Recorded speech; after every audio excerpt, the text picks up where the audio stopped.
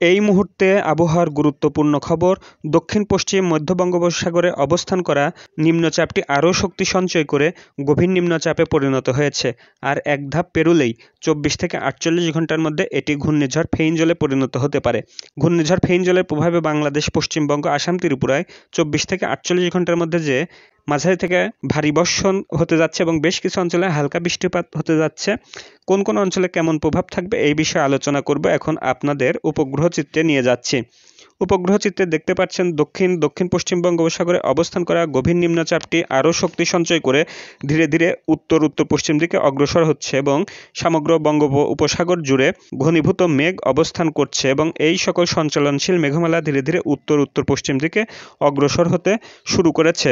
আজ সকাল 6টায় গভীর নিম্নচাপটি বাংলাদেশের চট্টগ্রাম সমুদ্রবন্দর থেকে 1860 কিলোমিটার দক্ষিণ পশ্চিম দিকে, বাংলাদেশের মংলা সমুদ্রবন্দর থেকে 1760 কিলোমিটার দক্ষিণ পশ্চিম দিকে এবং পশ্চিমবঙ্গের দীঘা উপকূল থেকে 1602 কিলোমিটার দক্ষিণ পশ্চিম দিকে অবস্থান করছিল এবং এটি আরও শক্তি সঞ্চয় করে উত্তর পশ্চিম দিকে অগ্রসর হবে।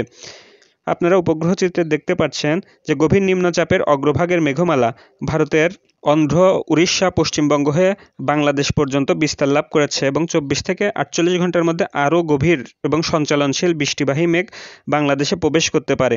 ফলে এই মেঘের প্রভাবে বাংলাদেশের সমগ্র সাতক্ষীরা, খুলনা, বাগেরহাট, যশোর, নড়াইল, বৃহত্তর ফরিদপুর, মাদারীপুর, শরীয়তপুর, সমগ্র বরিশাল বিভাগ, রাজধানী ঢাকা, মানিকগঞ্জ, মুন্সিগঞ্জ, নারায়ণগঞ্জ, এদিকে ব্রাহ্মণবাড়িয়া, কুমিল্লা, চাঁদপুর, লক্ষ্মীপুর, নোয়াখালী, ফেনী, চট্টগ্রাম, কক্সবাজার, রাঙামাটি, বান্দরবান, খাগড়াছড়ি এবং এদের অদূরবর্তী দ্বীপ এবং চরসমূহে মাঝারি থেকে ভারী বর্ষণ হতে পারে।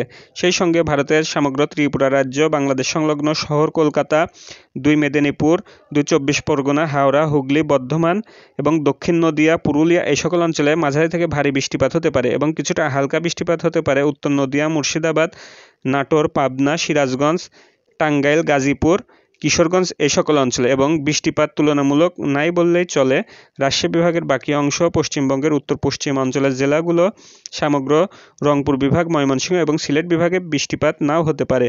সেই সঙ্গে ভারতের আসাম, মেঘালয় এই সকল রাজ্যেও বৃষ্টিপাত হবে না, কিন্তু আকাশ আংশিক মেঘলা থাকতে পারে বা মেঘমুক্ত স্থানে তীব্র কুয়াশার উপস্থিতি লক্ষ্য করা যেতে পারে।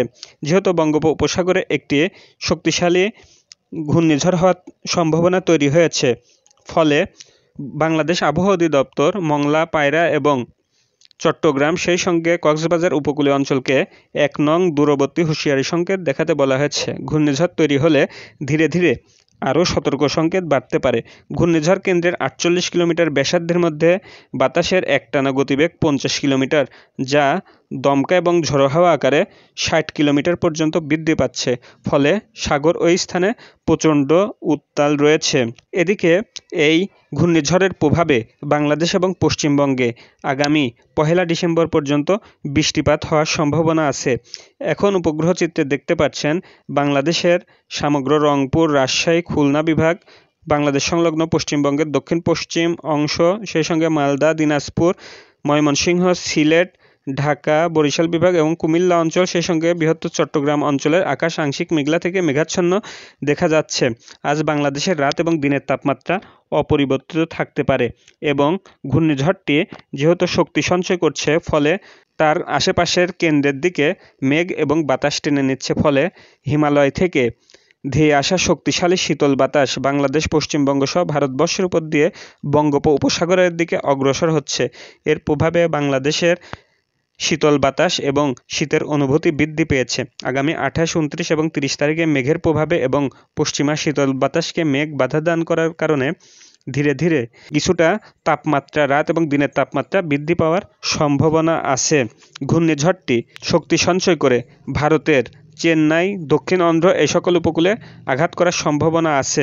বিশ্বের বেশ কিছু আবহাওয়া সাইট দেখাচ্ছে শক্তিশালী ঘূর্ণিঝড়টি আরও শক্তি সঞ্চয় করে উত্তর পশ্চিম দিকে অগ্রসর হওয়ার পরে উত্তর পশ্চিমা জেট বাতাসের সঙ্গে সংঘর্ষ করে ইউটার্ন নিয়ে বাংলাদেশের কক্সবাজার, চট্টগ্রাম এবং মিয়ানমারের আরাকান রাজ্য বরাবর অগ্রসর হওয়ারও সম্ভাবনা আছে। তবে এই সম্ভাবনাটি অত্যন্ত ক্ষীণ। ঘূর্ণিঝড়ের প্রভাবে ভারতের দক্ষিণ অংশ, বেঙ্গালুরু, মাধুরী এবং শ্রীলঙ্কার উত্তর অঞ্চলে মাঝারি থেকে ভারী বর্ষণ হতে দেখা যাচ্ছে এবং ঘূর্ণিঝড়ে পরিণত হলে আরও বেশি বৃষ্টিপাত হওয়ারও সম্ভাবনা লক্ষ্য করা যাচ্ছে। যেহেতু বঙ্গোপসাগরে একটি শক্তিশালী সিস্টেম অবস্থান করছে, ফলে মৎস্যজীবীদেরকে বাংলাদেশ আবহাওয়া অধিদপ্তর সমুদ্রের উপকূলীয় কাছাকাছি অঞ্চলে থাকার নির্দেশনা দিয়েছে।